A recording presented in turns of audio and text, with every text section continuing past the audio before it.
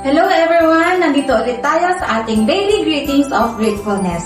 And now, kasama natin si Sir Jerome from Maintenance Department. Ayan, sir. Kukuha ka lang ng question, tapos sasagutin mo, ha? Madali lang to. Maingat ha? Oo. Ang tanong, kung ang English ng nanay ay mother, ang English naman ng pari ay Priest? priest. Tama!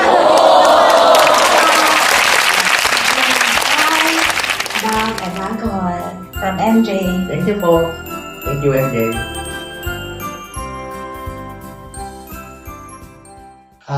Nakilala ko ang Mary Johnston Hospital simula pa nung bata ako dahil dito ako pinanganak. Meron din akong kamag-anak kasi dito. So yung tita ko dito nagtatrabaho. Kaya every time na pag nagkakasakit, dito ako dinadala. Thankful ako dahil naging part ako ng Mary Johnston. Nabigyan ako ng pagkakataon na makapaglingkod dito sa hospital na saan ako nabuhay. Nag-start ako ng 2010. Nakapasok ako dito sa Mary Johnston Hospital as maintenance assistant. So, ang ginagawa namin, more on electrical, mga ilaw, saksakan, mga outlets. Dati, mga aircon sa amin, naayos din kami ng aircon dati. Bawat kwarto, syempre, kailangan isiguro namin na maayos, hindi lang para sa mga empleyado, lalo na para sa mga pasyente, para maging komportable sila habang sila ay nandito at nagpapagaling. Malaking blessing ang Mary Johnston Hospital sa akin personally dahil lahat ng natutunan ko rito wala na makakapag-alis sa akin. Mananatili na sa akin yun. Kailangan ko rin i-share sa ibang tao kung ano yung mga naitulong sa akin ng Mary Johnston.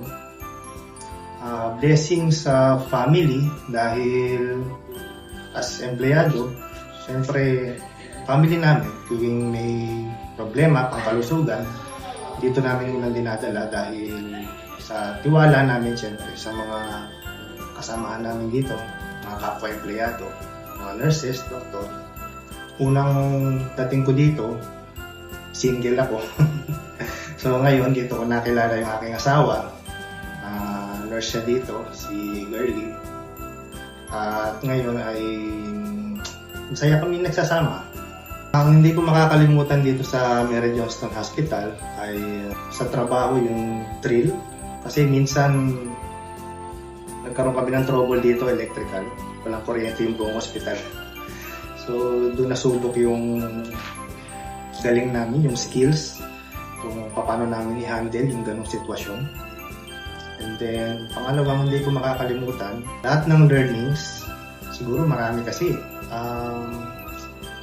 Hindi lang isang sitwasyon. So, pag tinotal natin, pinagsama-sama, summarize ko, learnings talaga. Lahat ng nakuha ko dito sa Mary Johnston talaga. Hindi ko makakalimutan yun. Sobrang thankful ako sa Mary Johnston. Tsaka, syempre, hindi ko makakalimutan, dito ko nakilala yung asawa ko. Isa pa sa hindi ko makakalimutan dito ay syempre yung samahan namin ng mga empleyado. Hindi lang kami magkakasama dito, kami magkakaibigan. At hindi lang dito sa loob ng ospital, syempre hanggang sa paglabas, ang friendship namin ay talagang mananatili ito. Happy 118th anniversary, Mary Johnston Hospital. So, ang prayer ko, sana ay marami pang empleyado ang mabless, matulungan ng ating institution. Marami pang pasyente na nangangailangan ang ma-cater natin. At isa pa sa pinagpe-pray ko na kahit medyo mahirap ay magkaroon sana ng branch or sister company, sister hospital, ang Mary Johnston Hospital sa ibang lugar. So para ma-extend natin ang ating service sa ibang lugar. Ako si Jerome S. Bais from Maintenance Department at At ito ang daily greetings of gratefulness ko.